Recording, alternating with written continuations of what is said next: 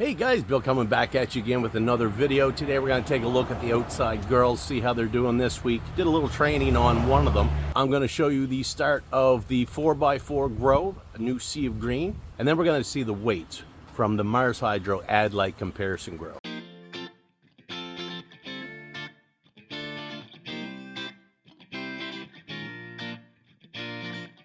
All right, so first off, let's take a look at the girls outdoors, see how they're doing this week. All right, so we have one here. This is one of the zombie sunsets. Did a little bit of work to her this week. We lollipopped up quite a ways there. And then I also did something just a little bit different. I used a newer product to me. They're called bud clips. And they look like this here. They're just little yellow clips. I'll show you, I have a package of them right here, bud clips from Bud Trainer, and I picked up a few packs of these. Now there's 20 in this little pack. They fit in there pretty neat, stack on top of each other. Let's take one out, take a closer look at it. All right, so we got them dumped out here. Nice little slap for the tent.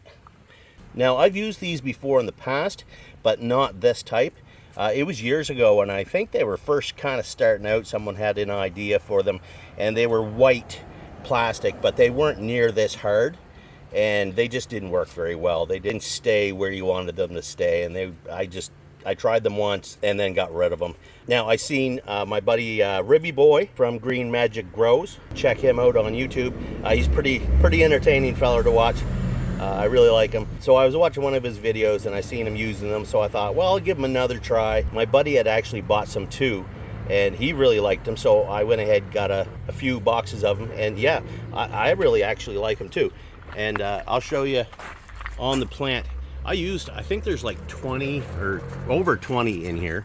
Now we have like all the branches. I used them to bend them over, and let's find a branch here that's not bent, and I'll show you how they work here in case you're interested. I'll leave a link down below as well to Amazon, is where I got them. All right, so we have one branch here. I had super cropped it last week, but as you can see, super cropping, they tend to come right back up. So let's try. I don't know if I can do this with one hand. I need it to come this way. So you put this end around it, and then you bend the branch down. This is hard to get with one hand. You bend it down, and then you slide it into the top. Let's see, did I get it? I did. That was pretty awkward to do with one hand. It's pretty easy with two hands. But basically, it just bends it down, LSTs it, super crop, whatever you want to call it. I call it LST. Sometimes they do break a little bit. I broke some here, like this one here. I cracked a little bit. This was a big branch, though. It barely fit into the clip. That didn't hurt it at all. But yeah, and basically now you can see this branch is completely 90 degrees over. And then as it grows, this will grow up like this and basically bring it out to where you want it. So yeah, there's like 22 of them in here. Here's a different angle, but even in the videos it doesn't do them any justice, because this thing looks really awesome in person. And there's barbecue for size comparison. I put in some extra bamboo stakes there, and I have that twine goes all around all them stakes along the top, and then I took some pipe cleaners and pulled everything out to that twine, so opened it up even further. And then just yesterday as well, I had one of these stainless steel webs from the web grow unit that I used to use. They're not being made anymore, but these webs are awesome. Now this is just setting here. This is setting on top of the plant, and as you can see, the middle stuff is starting to grow up through it, and in a few weeks you won't even be able to see that rack, but I will be able to use it to tie onto the edge. So if this ends up growing like way out here, I can tie it up back to this to keep it from falling. And plus, if the wind blows, this will kind of connect everything together and strengthen the plant quite a bit. So that's what we did with this one. Jazz, what are you doing, Jazz? What are you doing, Max? Looking for somewhere to piss, probably. So that's one. That's the zombie sunset here. Let's go check out the other ones. All right, now we come back to this corner. This is the other zombie sunset. Now I haven't done too much with this one. Really got to clean it out, but I'll make sure that I get it done well before she goes into flower. Now I did spray all the plants last night with some neem oil after sundown, so that gives them like a little bit of a shininess to their leaves, but that was just preventative, help keep the bugs off it, and also any powdery mildews or anything like that. This is one that over half this plant was like all laid down, and she's come right back up, and now she's huge, and really impressed with the resilience of this plant. So we got that one. That's another zombie sunset. And then we have the blue rasical over here. Let's go around this side so we don't dox the neighbor's address. Sorry for the noise, guys. My house is like super close to the road. So here is the blue rasical, and she is definitely the tallest by far. And one thing about her, I have cleaned out a little bit of the leaves before I sprayed them last night. But one thing about this one is the leaves are a lot more narrow, so it gets a lot more airflow compared to, say, this one over here, which is so dense that really it needs to be cleaned out soon. All right, guys, so my phone overheated outdoors, so we're just gonna jump right into the 4x4. I'm gonna take you back about 9 days when we set this up. So let's check it out. All right, so here we have in our Mars Hydro 4x4, we have the zombie sunsets down. We got to get some new grows going on in here. So we're going to run this 4x4. Let's take a look at what we're going to run for the environment. For lighting, we're going to be using the Mars Hydro FC-4800EVO. We've ran this a couple of times, works really well, so we're going to run it again. For air circulation, we have two of the Mars Hydro 6-inch oscillating fans, which I've just started using recently, and I really like them because of how quiet they are. They're powerful, but yet they're still really quiet. And this tent is right in my living room area, so quiet is good. And for air exchange, we will be using the Mars Hydro iFresh 6-inch inline fan, which we will be pumping right out the side window here. So that will help us with air exchange, pulling in fresh air, which will replace the CO2 that these guys really love. So now let's take a look at what we're doing here. I'm not going swimming. I did sit in it for a picture, and let's just say it wasn't the easiest thing to squeeze into. I wish I would have recorded it because the blooper reel would have been amazing on it. Anyway, we have our turntable, of course. This will allow us to turn the plants from the back to the front to wherever I need them to work on them. And that's been really helpful. I really like that. And for anybody asking, I do have a video where I showed it a little bit closer how I built it, just with basically a sheet of plywood and a bearing that I got from Amazon. But you can check that out if you like. It's been super great. I love it. And we also have I believe this is a 42-inch kiddie pool. Now, I've done Sea of Green before in a big fabric pot. That pot got misplaced somewhere. I just happened to be walking out of the home hardware store that we have in town here last week, about a week and a half ago. And just as I'm going out the double doors, these are sitting there, and I'm really bad at everything I see. I think, how can I use this to help me in my grows or content for you guys? So I think it was 20 bucks. I was like, all right, I'm going to get it. We'll see if it'll fit in here. It's going to fit really well. It doesn't come right to the edges. It's not centered right now at all, but we're going to plant 7 or 8 plants in here, and they'll fill out over the edges anyway, so that should work out to be perfect. So that's going to be our pot, one single pot for 7 or 8 plants. And what is this down here? This here is, I've got this glued to the bottom. This is just an old coffee whitener container, and that's going to be for any runoff that we happen to get. I will be running organic, so we really don't need runoff, but if for some reason I do happen to overwater, I can just swing this around.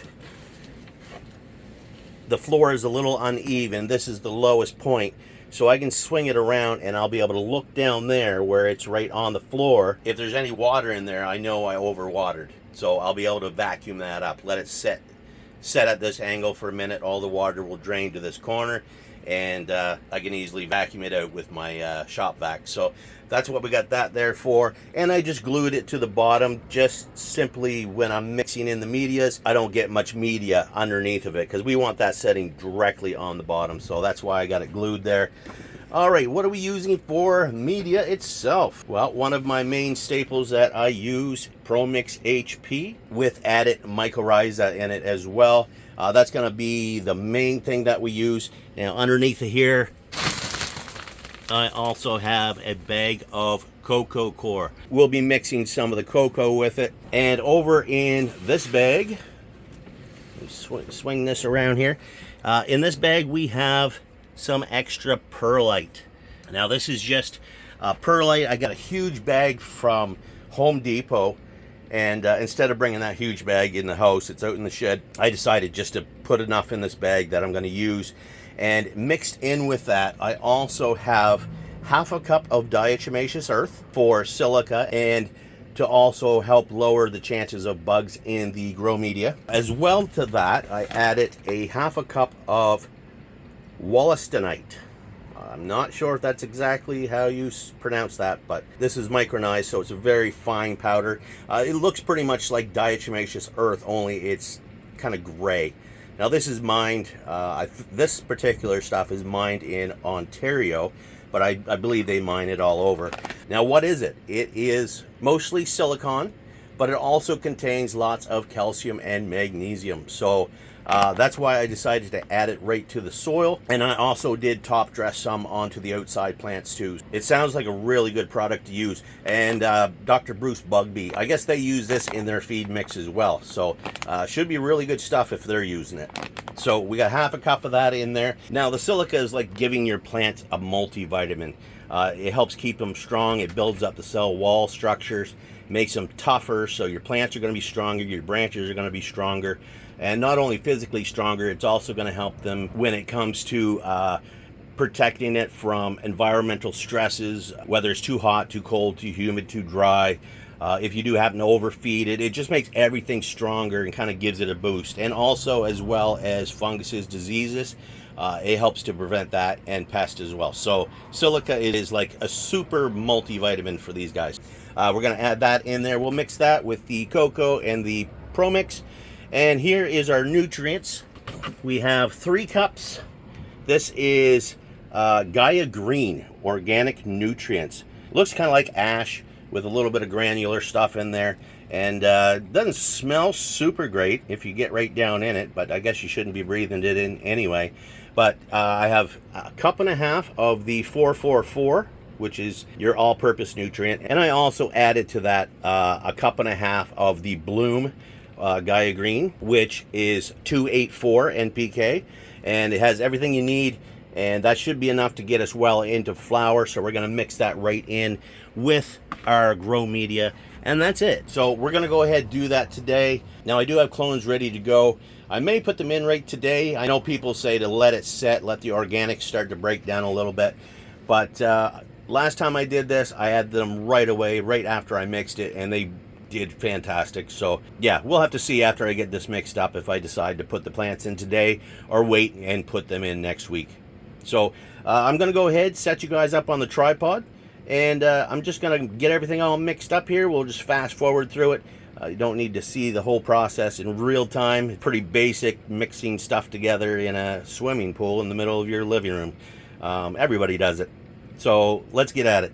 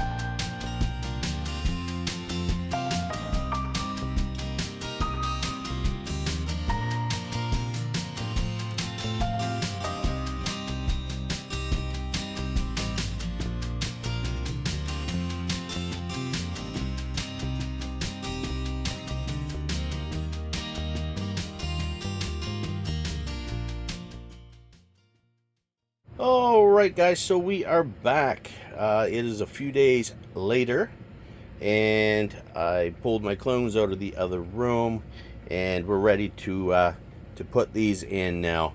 I decided just to give it a few days, make sure she's watered well, and let the organics start to break down. And it should be good enough now. We'll throw them in, and by the time they acclimate to the different surroundings, there should be plenty of food for them to start munching on. Here we have 8 Condensate bananas. I got these from a friend of mine, Jay, and I believe he said these were from Copycat Genetics.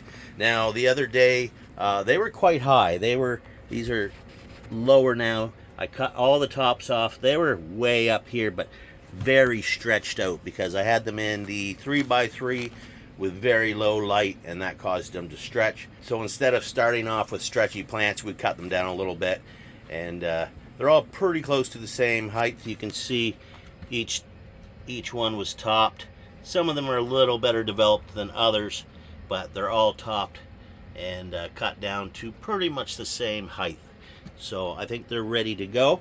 I got some holes already kind of dug out here, roughly where I want to put them, and I've checked the overflow, I don't know what to call this, the runoff container here, and it's dry, so we know they're not sitting in a bunch of water underneath. Everything's pretty damp and should be pretty good to go. So we're gonna go ahead, I'll put you back up on the tripod now, and we'll go ahead and plant these in and see how it looks.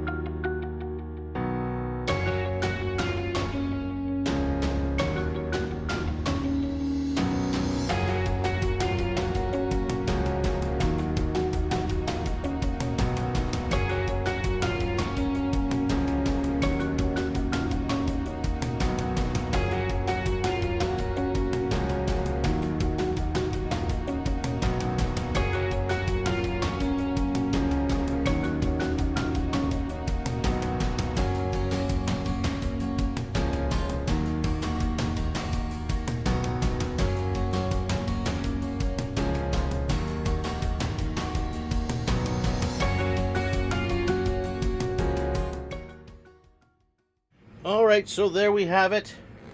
We have 4 around the outside, 3 in the middle. I might have been able to space them a little bit better, but we'll just train them to fill any spots, and definitely should fill out this tent pretty good.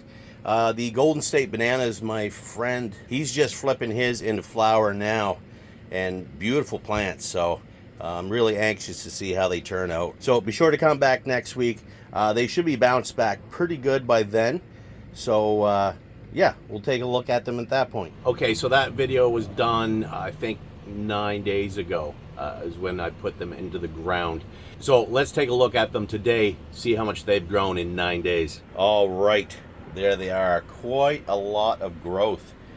They seem to be liking the nutrients in the soil. Everything's growing pretty good. We got, I did do a little bit of training just yesterday, actually. Just put in a few of those bud clips there, just to train them out. I was going to use garden staples, and when I moved all my tents and stuff around, I misplaced them, so I might have to get some more of those. But the bud clips work really good, and one thing I like about them is if you're using like pipe cleaners to tie down to a bucket, or if you're using garden staples, or I do have a couple of tent pegs that I used before I decided to put on the bud clips. But when you're using those, it really limits, especially if you're tying down. If I were to tie this down here, when I'm watering, those get in the way, especially in a like a 5-gallon pot, and you have like 20 tie downs. It makes it really hard to get at them. With these here, you can do the same thing without any obstacles. No pipe cleaners, no garden staples or anything. So I think I'm really going to start using these quite a bit because they seem really convenient and really easy. So yeah, we're not going to veg these very long. I am going to give them probably at least another week. I do kind of want to fill in a couple of these gaps here, which we almost have enough to do now, and most of the canopy is full. So I think another week will probably be enough. So that'll be a 2-week veg on them. We may go one more besides that, but yeah, they're looking really good. I am really putting the light to it pretty hard, using the Mars Hydro FC-4800EVO. It's doing a fantastic job, which it always does, so I'm not really surprised at that. And then 2 days ago, I was getting a little bit more stretch than I did want, so I did start putting on the UV, the Mars Hydro Ad Light, just the UV for 10 minutes every hour. It'll come on, just to kind of help lower that stretch a little bit. The blue spectrum will help keep your plants from stretching and keep them kind of short and bushy, and that's kind of what we want going on here.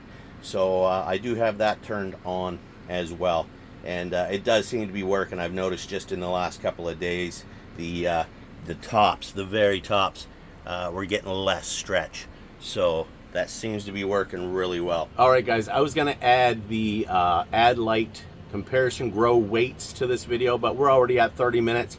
And I think what I'm going to have to do to try to squeeze it in there is I'm going to do another video this week. On the weekend, I'll release just the weights of the Mars Hydro Ad Light comparison grow. So we'll do that on the weekend. I apologize for the delay. I just don't want to make this video way too long because I think that's going to be a 15-minute video in itself. So we'll have a bonus video on the weekend just for that. Big shout out to Mars Hydro, which is pretty much all I use for my equipment, as you can see. If you're interested in any of their products, feel free to check out the links down below. I'll have Amazon links as well as Mars Hydro's direct pages, so you can check that out. And if you use coupon code BWARD, you'll save yourself a little bit extra at checkout as well, and it also helps the channel. All right, guys, thanks for watching. Like, share, subscribe, leave a comment down below, and we'll see you on the next one. Happy growing.